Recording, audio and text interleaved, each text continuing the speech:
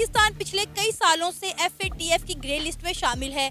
पाकिस्तान को कई बार इस लिस्ट से निकालने की कोशिश की गई मगर ऐसा नहीं हो पाया। FATF की ग्रे लिस्ट में पाकिस्तान बहुत टाइम से है और आप सब जानते ही हैं, क्योंकि जर्मनी के अंदर जो इस वक्त FATF का इजलास जारी है उसमें पाकिस्तान को ग्रे लिस्ट से निकाल दिया जाएगा और इसका क्रेडिट या इसका सेहरा किसके सर पर सजेगा। लेकिन अब सुनने में आ रहा है कि पाकिस्तान FATF की ग्रे लिस्ट से निकल जाएगा। जैसे ही खबर सुनने में आई है, इंडिया की जानिब से ट्विटर पर #ब्लैकलिस्ट पाकिस्तान के नाम से ट्रेंड चलाया जा रहा है और कहा जा रहा है कि पाकिस्तान एक दहशतगर्द मुल्क है और पाकिस्तान को FATF की ग्रे लिस्ट से नहीं निकलना चाहिए। लेकिन इसमें खामियां हमारी थी।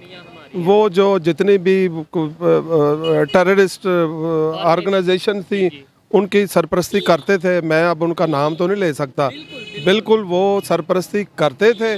तो बिल्कुल FATF की हर ग्रे लिस्ट में हम थे और अभी हैं, लेकिन अब हम निकलने वाले हैं। बिल्कुल जी, कितने रोशन इम्कानात हैं कि जो खुशखबरियां हमें सुनने में मिल रही हैं उनके ऊपर वाकई हमें शादियाने बजाने का इम्कान तो है। पाकिस्तान इस लिस्ट से निकल जाएगा, क्या कहेंगे, ऐसा मुमकिन हो पाएगा?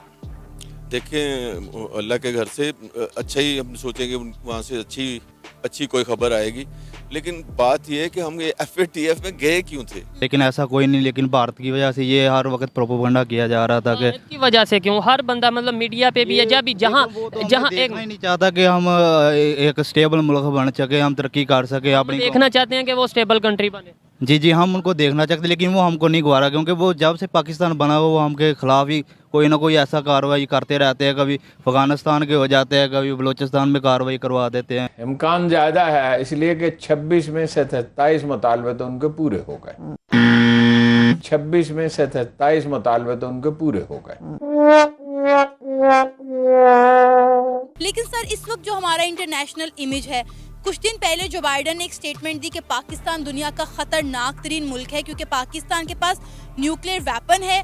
देखें, ये मुकम्मल ना दोगली पॉलिसी है। ये देखें, इंडिया में हर रोज पकड़ी जा रही है यूरेनियम, उसको पूछने वाला कोई नहीं। हमें यहाँ पे कोई वो क्या कहते हैं कि हल्का सा कुछ हो जाए तो यहाँ पे वो शुरू हो जाते हैं कि जी ये हो गया, वो हो गया। तो मेरा ख्याल है कि ये एक सियासी सा बयान होता है। इनको ये हजम ही नहीं हो रहा, हमारा बम जो है इनको नहीं हजम हो रहा। ये इन्होंने इस्लामी बम का, इसे पहले पता नहीं क्या क्या कहते रहे, वो उस वक्त भी हम देख रहे थे। तो ये कुछ भी नहीं है, ये वक्त गुजर जाएगा, इसमें डरने खौफ वाली कोई बात नहीं। हमने ये बनाया है, हमने घास खा के ये एटम बम बनाया है। इन पागलों की वजह से हम ये एटम बम किसी को देने नहीं देंगे या इसको कभी बंद नहीं करेंगे। ये हमारा एटमी प्रोग्राम कभी बंद नहीं हो सकता। अब वो भुट्टो ने कहा था हम घास खा लेंगे और एटम बम बनाएंगे, तो बनाया ना हमने एटम बम। हमने घास खाई, एटम बम बनाया। और अब क्या ये अमेरिका का कोई प्रेसिडेंट उठ के कहेगा इसको बंद कर दो तो हम बंद कर देंगे? ये इनकी सोच हो सकती है। हम क्योंकि उनके पैसों पे पलते हैं तो इसकी वजह से हम लोग उनको कह ही कुछ नहीं सकते। जैसे कि ये जो बाइडन साहब हैं, अब ये कह रहे हैं जी हम जो एटमी बम बनाया है वो हम खतरनाक हैं, हम ऐसे हैं। इनको पहले नजर नहीं आता था, ये हमने आज बनाया एटमी बम, ये तो कई सालों से बनाया हुआ है। तो मैंने आज से कोई 3 साल पहले किसी प्रोग्राम में ये कहा था कि FATF में पाकिस्तान के साथ वही हो रहा है जो वो 100 जूते और 100 प्याज वाला मामला होता है, कि इन्होंने ये सारी की सारी शराइत जो है ये बिलाखिर माननी है।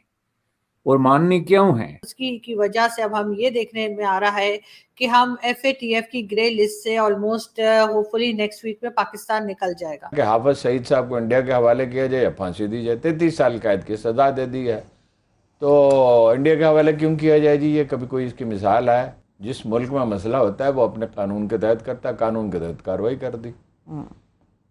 तो इंडिया ये क्यों कर रहा है हमारे पाकिस्तान के बारे में? इंडिया ये खुद करता है, लेकिन इल्ज़ामात हमारे पहले खुद जान के लगाए जाते हैं। हमारा मुल्क बहुत ज़्यादा सेफ है और बहुत हम सेफ्टी में रहते हैं। पाकिस्तान में हमेशा ये FATF की जब भी बात होती है, ग्रे लिस्ट की जब भी बात होती है, कहा यह जाता है इंडिया की लॉबी, इंडिया ने हमारे अगेंस्ट ये कर दिया। आखिर इंडिया हमारे अगेंस्ट करता क्यों है? हमारी अपनी कोई खामी नहीं, मतलब इंडिया झूठ बोलता है क्या? हम फंडिंग नहीं करते रहे, आपको क्या लगता है? उसमें देखें, उसमें ये इंटरनेशनल एजेंडे हैं। आपको क्या ख्याल है वो दूसरे अमेरिकन नहीं करते? दुनिया की सारी जो जितनी भी इंडिया नहीं कर, इंडिया बहुत ज़्यादा पाकिस्तान में फंडिंग करता है। अच्छा, ठीक है ना, मतलब ये हर जगह पे है, लेकिन हमारे ही कंट्री मुल्क में इस किस्म की एक्टिविटीज़ नहीं है।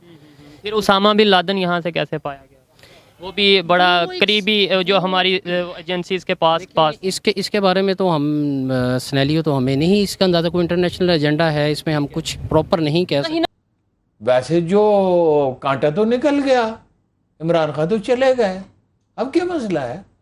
दिलचस्प बात यह है कि 27 में से 26 पॉइंट जिसकी ना सिर्फ उन्होंने तस्लीम किया कि काम कर दिया, बल्कि उसकी तारीफ की, वो हुआ इमरान खान के दौर में।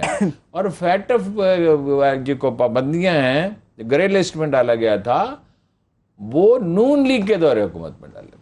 कोई उसामा बिन लादेन का यहाँ से पाया जाना, उसके बाद वर्ल्ड में एक मैसेज किया कि ये चीज़ गलत है। ऑब्वियसली जो मोस्ट वांटेड पर्सन था हमारे मुल्क से बरामद हुआ, तो एक नेगेटिव इम्पैक्ट गया इससे। नेशंस आपको ये कहें कि आप इन चीजों पे पाबंदी लगाएं, तो इन पे पाबंदी लगाने का फायदा उनको है या आपको है? हाफिज सईद और कई दूसरे लोग जो हैं यहाँ से जो पकड़े जाते हैं, जिनको कि अब सजाएं भी दी गई हैं, हाफिज सईद को भी सजा दी गई है तकरीबन 30 या 31 इयर्स के लिए। बाकी ये है कि वो मसला ये नहीं है कि पाकिस्तान टेररिज्म को फाइनेंस करता है, ये मसला नहीं है, टेररिज्म पे ही है ना असल में। तो असल मसला तो है क्या उनका? असल मसला सियासी है, पाकिस्तान से नाराज है अमेरिका। सर क्या वजह है पाकिस्तान FATF की लिस्ट में जो मौजूद है, इसके पीछे वजह क्या क्या? इसका जिम्मेदार भी हम हमेशा की तरह इंडिया को ठहराएंगे? जिस तरह हमारे मुल्क में कुछ भी होता है हम उसका जिम्मेदार सरासर उसका सेहरा जो है इंडिया के सर पर सजा देते हैं, तो क्या इसकी वजह भी इंडिया है? नहीं, मेरा ख्याल है 60% तो हो सकता है, 50% कर ले इंडिया ही होगा, लेकिन 50% हम खुद लोग हैं। हमारे भी तो कोई कारनामे अच्छे तो नहीं है ना। हम क्या मनी लॉन्ड्रिंग नहीं की, इन्होंने मनी लॉन्ड्रिंग की है तो हम लोगों की नजरों में आए हैं, फंसे हैं। एडमिट करते हैं कि पाकिस्तान में पीस नहीं है? बिल्कुल एडमिट करते हैं, क्योंकि पीस नहीं है और अनस्टेबिलिटी अनसर्टेनिटी बहुत है। आपको नजर आ रहा है कि आपको लगता है कि हम इस सिचुएशन से निकल जाएंगे और नहीं ऐसा होगा? जो हमारे गवर्नमेंट की पॉलिसीज हैं, जो हमारी इकोनॉमिक कंडीशंस हैं, उससे तो ये नहीं लगता कि हम अभी इससे जान खुलासी होगी। और हम विश ही कर सकते हैं कि अल्लाह निकाले इस दलदल से, पाकिस्तान को निकाले जैसे भी हो। हम तो ऑप्टिमिस्ट हैं, अच्छा ही सोचेंगे पाकिस्तान के लिए। क्या लगता है कि ग्रे लिस्ट से निकल पाएंगे हम? मुझे नहीं लगता कि हम निकल पाएंगे। जैसे ये सियासतदानों का झगड़ा आपस में चल रहा है, कोई कुछ कह रहा है, कोई कुछ कह रहा है, लेकिन इसमें खामियां हमारी थी।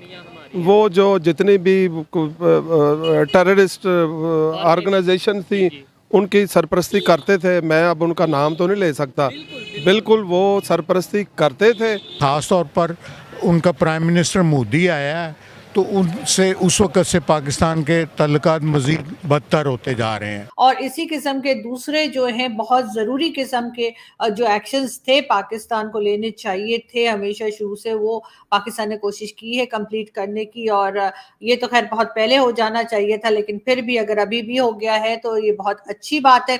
वैसे तो हमें बहुत सी कंट्रीज जिसमें इंडिया भी शामिल है, उन्होंने भी कई बार ऑब्जेक्शन किया था कि जी आपके यहाँ से जो है वो टेरर कैंप जो है वो मौजूद है पाकिस्तान में, या इस किस्म की बातें की गई थी। लेकिन अच्छी बात यह है कि पाकिस्तान ने उस पर सीरियसली काम किया है और अब हम ग्रे लिस्ट से बाहर जाने लगे हैं। Tata bye bye.